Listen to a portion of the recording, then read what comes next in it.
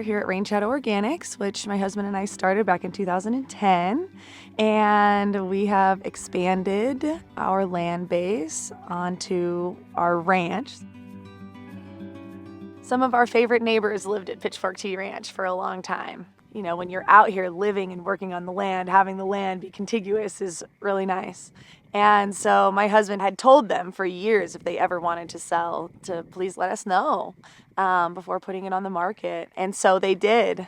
And we were able to pull together some investment and then, of course, working with the Northwest Farm Credit at the time, which is now Ag West, to be able to put an actual mortgage together on the ranch. Part of the plan was to be able to secure a conservation easement, which has taken a really long time. And without continued investment from our partner, the easement would probably not have worked. And it will definitely be very welcome and a massive relief when it does come, but it is not fast. Farms and ranches have a lot of their assets locked up in real estate. When a landowner sells an easement, this allows them to access some of that asset for use on things like mortgage or investing it in other properties that add to their operation. The Land Trust has been working with Sarah Lee and Ashanti of Pitchfork Tea for the past couple of years. We just received full funding for the easement this past May. That was kind of a hurdle for us, but new avenues of funding have opened up, and so we're really excited about that. Right now, we're in the process of drafting the easement and management plan and doing those due diligence items, like searching the title and getting boundary surveys. We hope to wrap it up by the end of the year. The timeline for developing an easement varies with each individual landowner and piece of land. In general, we start the process by developing a relationship with the landowner and running through sort of what the easement process is. And that can take anywhere from 1 to 6 months. And then we, depending on the easement project, will move into funding the easement and developing the actual legal document and doing the due diligence associated with that. And that can take anywhere from a year to 18 months. When the Land Trust is working with a landowner on a prospective easement, we really encourage them to seek independent advice from trusted professionals, accountants, attorneys, and especially their lenders if they have a mortgage on the property. I would say from the lender's perspective, if the borrower is going down this road, so the landowner, you'd really want to understand what their plans are. And the borrower / landowner could use his lender as a resource to strategize and understand what the implications are going to be of the easement, how it's going to maybe affect their business, how it's going to affect their financials. And so really having that conversation early on, as soon as an opportunity is presented, and definitely as soon as the easement is prepared, you'd want to share that with the lender as soon as possible as well. And that's because the lender has a security interest. And the other factor is the purchaser of the easement is going to want to know where the lender stands on this. They're going to want to know the direction that the lender's taking. And so getting that draft copy of the easement is going to be very important. From a lender's perspective, there's really 4 points that are going to be looked at. They're going to be value of the land. How is this easement going to affect the land value? There's marketability. With this easement in place, if the lender needed to sell that piece of property, how saleable is it? And then there's utility. How is this easement going to affect the utility of the land, now of the real estate?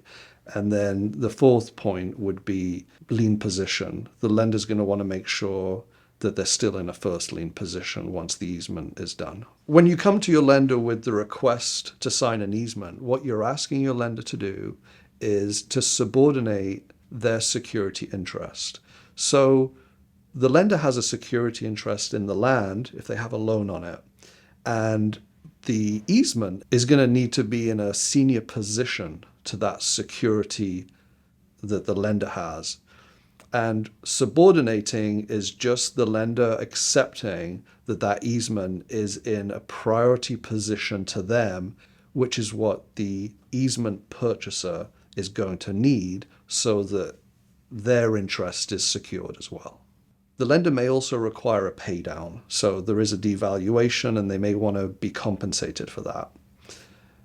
There could also be other scenarios where the lender isn't wanting to have that collateral anymore and they want to do a substitution of collateral. And there's always the possibility that the lender does not want to sign the easement and subordinate to that.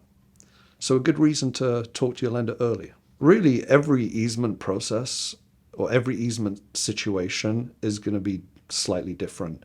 And you can use your lender as a soundboard for understanding not only the process, but how it may benefit you and what some of those restrictions may mean for you as well.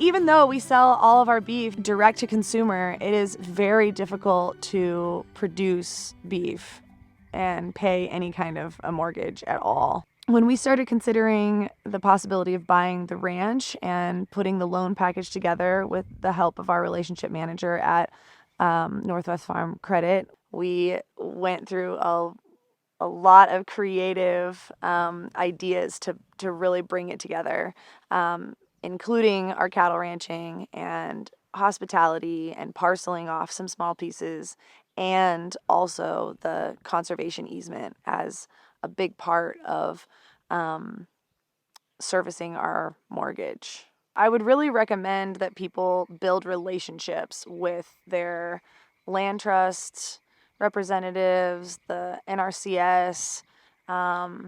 It's a process. It's a lot of paperwork, and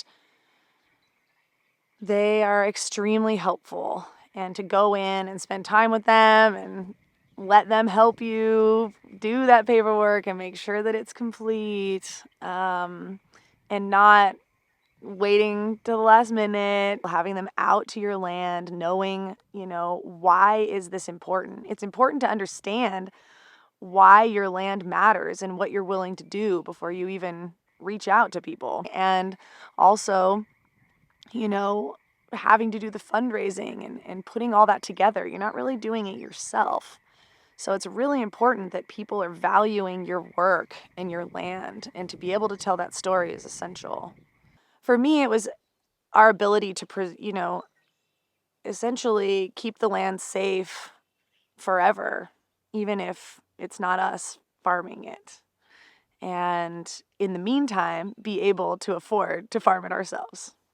I would advise my customers, no matter what the source of funds are, whether it's from an easement or just part of a purchase and sale agreement, but maybe more particularly in an easement, is to understand who all the stakeholders are and to keep an open and regular communication with them. And then you're going to be speaking with a land trust as well, and possibly an attorney, tax accountant, but understanding the resources you have and the team that's going to get you there and keeping that communication with them is going to be really important. My recommendation for any landowner thinking about doing a conservation easement or that's curious about a conservation easement would be to reach out to your local land trust early in the process. We have a ton of information that we'd love to share with you, and get to know you and your property better. When we're able to convey the easement and we actually are, paid for it, being able to take that to our lender and hopefully reduce our monthly payments by re-amortizing the loan and having a lot less burden from a really high mortgage will be a massive relief, and possibly having funds that could be distributed elsewhere. But in my mind, the relief is probably the best part,